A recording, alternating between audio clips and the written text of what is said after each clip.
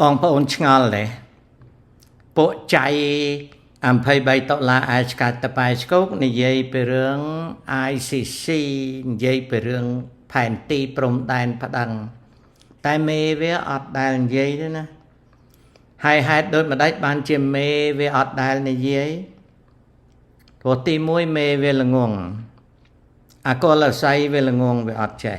ទី2ខ្ជិលទី3គោលដៅគឺបោកស្រោមសបុតដល់អញ្ចឹងទុកឲ្យកូនចៅវានិយាយអញ្ចឹងតែកូនចៅវាលលីលលើចេះតែនិយាយទៅដល់ចុងក្រោយពេលវាចូលគាល់សម្ដេចហ៊ុនសែនវាថាសម្ដេចខ្ញុំអត់បានធ្វើរបស់អស់ហ្នឹងទេហ្នឹងហើយជាល្បិចដែលលោកហ៊ុនសែនតែងតែខឹងនឹងវាឆ្កឹះវាឆ្កៀលវាចាក់វារុកដើម្បីស្រោមសបុត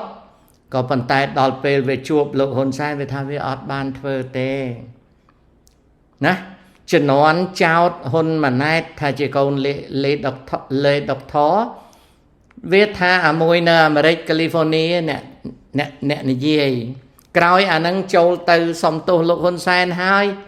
អកុលស័យរួចខ្លួននេះល្បិចថោកទាបមួយ